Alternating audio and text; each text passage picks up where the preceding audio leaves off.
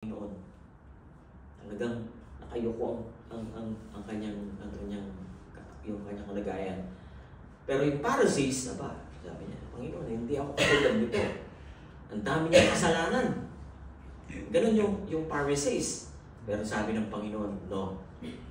I will not hear from you. Ang gusto niyang marinig itong babae, itong lalaking ito na yung totoong nagpakababa. No? Pangalawa, yung lost coin. Sino naman daw yung lost coin?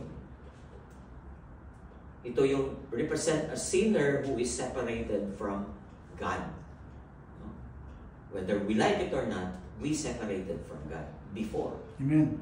No? Paano mapapatunayan natin na separate tayo sa Panginoon? Noon, yung iniisip lang natin, kung ano ang makukuha natin sa kapwa. Siguro sila yun, yung anong pakinabang natin. Yun yung unang naiisip natin. Pangalawa, yung wala tayong pakialam. Kahit na sino yung kaharap natin, wala tayong pakialam. That was before. No? Pero nung maintindihan natin ng Panginoon ay nagbago na. Nagbago na. Nakikita na natin yung kawalan nila. Katulad din natin noon. Hindi tayo iniwanan ng Diyos hanggang tayo ay matagpuan niya. Pangatlo po, yung silver coin. Yung 10 silver coin, ano ibig sabihin niyan? Yan ay symbolizes that God value each individual to God. In ancient time, 10 silver coins might have been part of woman's dowry, making them precious. Yung 10 silver coin, yan daw po ay niregalo sa kanya. No? Niregalo sa kanya. At wag na wag mawawala yung isa. Kahit na isa lang nawala, talagang babaligtarin niya yung buong tahanan. Matagpuan lang yung nawala. Kasi nung unang panahon, may bago ikasal, bibigyan muna ng dowry yung ano ba yung dowry sa Tagalog? Dote. Yung parang yung parang iaalay sa babae. Tapos sasagutin na ng babae yung lalaki. 10 yun. O yung iba naman, talagang inilalagay dito, 10. May pila. No? Pagka nawala yung isa, pag bumalik yung may-ari, yung nagbigay, hahanapin niya yun, yung nawala na yun. Ayaw niya na matagpuan siya ng nagbigay sa kanya na wala yung isa. So ano sabi nung ating talatang binasa? He will light a lamp and sweeping the house.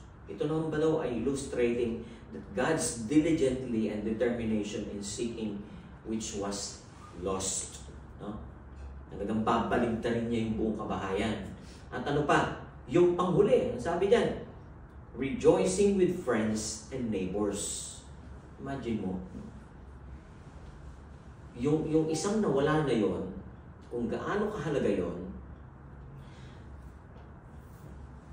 tatawagin niya yung kanyang mga kaibigan dahil natagpuan niya yung loss na iyon kahit na magkagiba-giba pa yung bahay.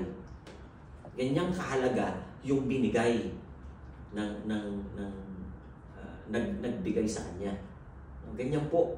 Ganyan pinapahalagahan ng Diyos yung tao. No? Kung tayo pinahalagahan ng Diyos, kung tayo wala pa sa Panginoon, He never stopped. He never stopped seeking you. And that's the story all about. Okay? Okay na ba? Okay na, tumayo na tayo. Hallelujah. Number 1, yan po ang dahilan. Ito po yung lesson ng parable na ito. Number 1, I want you to remember this, that every soul is valuable to God. Amen. Amen. Kahit na ito'y masama pa. Kahit na ito'y talagang maraming kalokohan na ginawa. Sabihin nyo nga po sa sarili nyo, ako'y matino. Amen. Ako'y matino. Di ba? Hindi ako nagkasala, Panginoon. Di ba? So lahat ng ng tao ay may value.